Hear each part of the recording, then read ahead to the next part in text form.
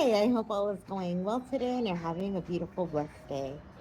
I wanted to come on in and say hi from dance class, and I also wanted to take time to share my story with you of how Rolex experience has made a difference in my life. It has made a massive, massive, massive difference in my life. Okay, so I first joined RE in July of 2021.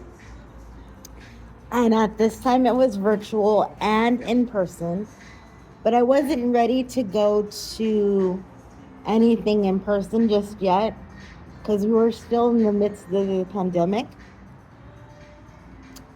So I got a virtual ticket and I made a deal with myself. And I said, if I don't like the first day, I could just log off and leave. No harm, no foul. I didn't think anybody's feelings would get hurt. So I went into RE with that mentality. And lo and behold, I loved it from the start. Because it was the first time I actually let myself be in community with other women who were also disabled and were discovering ways to be proud of it.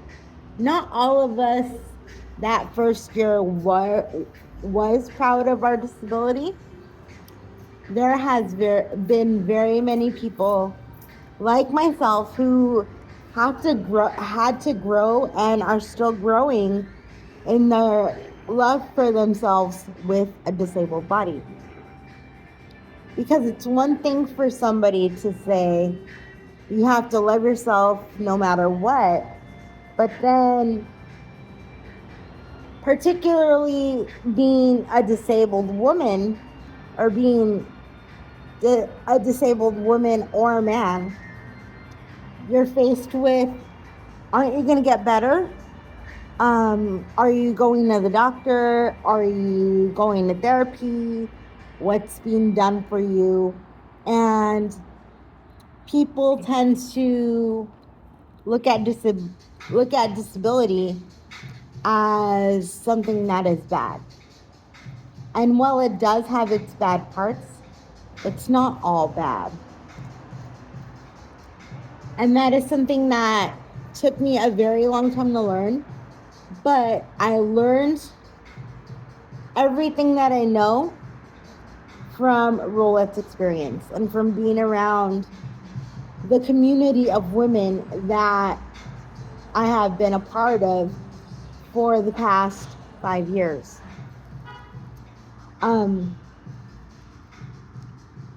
The first thing that really made a difference in my life with RE was the discussion groups that we had as part of the virtual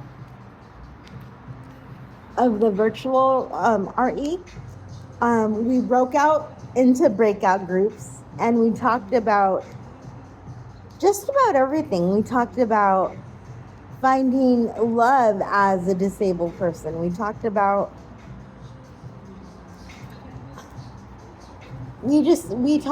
family. We talked about expectations from other people. We talked about just about anything you could think of. We talked about expectations from society and what we are expected to do and how much society is shocked nowadays, even in 2026, when they see a disabled person out and about. So that community aspect of RE is life-giving, and sometimes it could even be life-saving because you go from the darkness, the obscurity of feeling alone and like you're the only one that is going through something. And then you just realize that no matter how bad something may seem when you're alone, it's something that another person is dealing with on a daily basis, like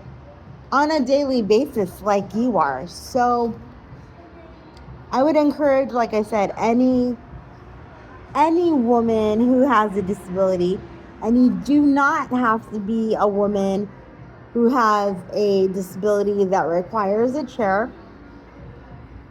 Any woman with any disability is welcome at RE, and you will not regret entering this community, because once you do, first of all, you're never going to want to leave. Second of all, you're going to want to do everything. But I would caution also against that, because you need to conserve your energy for the things you truly want to be a part of. And if you do everything, you're not going to be able to do that. So I would say, as a veteran of RE now, to choose your activities wisely and know that we're all behind you and we're all there to help you.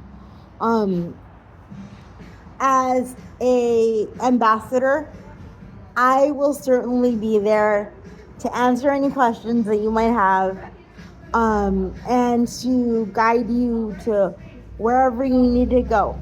We are going to give you a map, but if you need help, reach out to one of us ambassadors, and we will gladly direct you to where you need to go. I'll talk to you guys later. I love you. I'm waiting for dance class as per my usual on Saturday. And I hope you have a great, great day. Bye-bye. God bless.